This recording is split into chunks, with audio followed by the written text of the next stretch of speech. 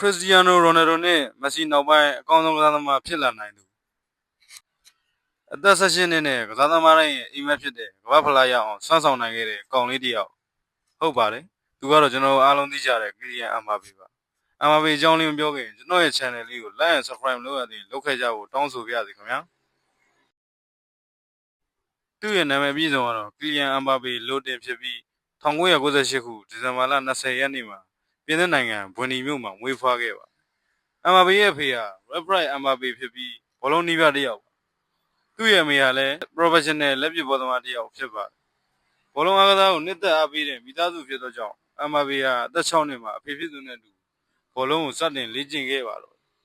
အဲ့ဒီနောက်အသက်14နှစ်မှာ Real Madrid အသင်းရဲ့လေ့ကျင့်ရေးကွင်းကိုဖိတ်ခေါ်ခြင်းခံခဲ့ရပြီးငယ်စဉ်ကတည်းကလေးစားအားကျခဲ့ရတဲ့အဲ့တော့ဖြစ်သူခရစ္စတီယာနိုရိုနယ်ဒိုနဲ့လည်းတွေ့ခွင့်ရခဲ့ပါသေးတယ်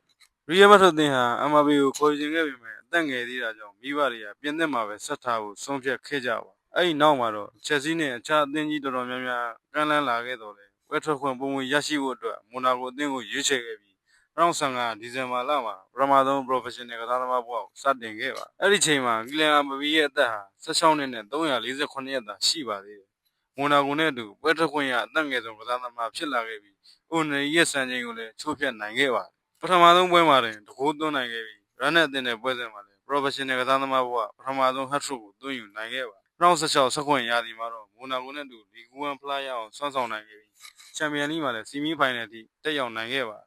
။တိုင်ပွဲစုံမှာလည်း26ကိုသွင်းယူနိုင်ခဲ့ပါတယ်။2019မှာတော့ PSG အသင်းကိုအငှားနဲ့တွားရောက်ဆော်ကစားခဲ့ပြီး2018မှာတော့ယူရိုသန်း180နဲ့ PSG အသင်းကိုအပြီးပိုင်ပြောင်းရွှေ့ခဲ့ပါတော့တယ်။အဲ့ဒီနှစ်မှာပဲ Golden Boy အဝါဆုကိုလည်းရရှိခဲ့ပါတယ်။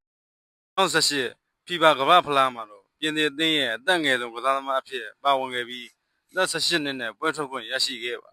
အဲ့နောက်ပြည်သူ့သေးရဲ့တိုက်စစ်မှာအကောင်းဆုံးခြေစမ်းပြခဲ့ပြီးပြိုင်ပွဲတစ်လျှောက်၄ဂိုးသွင်းယူနိုင်ခဲ့တာဖိုင်နယ်မှာခရိုအေးရှားအသင်းနဲ့တွေ့ဆုံခဲ့ပြီးတကူသွင်းယူက၄ဂိုး2ဂိုးနဲ့နိုင်ရကပူဆွဲခဲ့ပါတယ်ပြီးဒီနောက်ပိုင်းဝါဖလာဘလူးပွဲဂိုးသွင်းနိုင်တဲ့ပထမဆုံးဆယ်ကျော်သက်ကစားသမားလည်းဖြစ်လာခဲ့ပါအဲ့ဒီနောက်ပြင်သစ်နဲ့အတူယူရို2020ရှင်ပြိုင်ခဲ့ပြီး16သင်းအဆင့်နဲ့သာကြီးနှက်ခဲ့ရပြီးထွက်ခွာခဲ့ရပါ2022 FIFA ကမ္ဘာဖလားမှာလည်းပြင်သစ်အသင်းကိုဥဆောင်ပြီးနောက်တစ်ချိန်ဘလူးပွဲကိုတက်ရောက်နိုင်ခဲ့ကအာဂျင်တီးနားအသင်းဘက်ကိုတမိုင်းဝင် hat-trick သွင်းယူနိုင်ခဲ့ပါတယ်။ကံမကောင်းစွာနဲ့ပဲပယ်နတီအဆုံးဖြတ်မှာရှုံးနေခဲ့ပြီးဒုတိယအကြိမ်မြောက်ကမ္ဘာဖလားကိုလက်လွတ်ခဲ့ရပါ2023-24ရာသီမှာတော့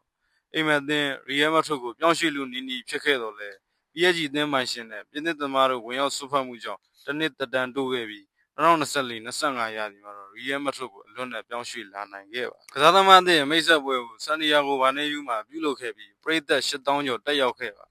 ရီယယ်နဲ့အတူပထမဆုံးပွဲမှာလည်းတကိုးသွင်းယူနိုင်ခဲ့ပြီး UEFA Super Cup ကိုလည်းကင်မြောက်နိုင်ခဲ့ပါ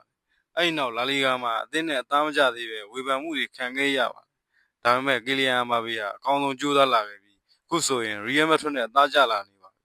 ပြိုင်ပွဲစုံ45ပွဲကစားက33ဂိုးသွင်း5ချိန်ဖန်တီးကအကောင်းဆုံးခြေစွမ်းပြသနေပါပြီဒါကြောင့်ကီလီယန်အမ်ဘာပေဟာခရစ္စတီယာနိုရိုနယ်ဒိုနဲ့မက်ဆီနောက်ပိုင်းအကောင်းဆုံးကစားသမားဖြစ်လာမလားဆိုတော့ကျွန်တော်တို့ဆက်လက်စောင့်ကြည့်ရမှာပဲဖြစ်ပါဒီနေ့ဗီဒီယိုလေးကတော့ဒီလောက်ပါပဲနောက်ဗီဒီယိုတွေမှာဘယ်သူအကြောင်းတင်ဆက်ပေးရမလဲဆိုတာကွန်မန့်မှာရေးခဲ့ပြီးကြပါအောင်ခင်ဗျာအားလုံးကျေးဇူးတင်ပါ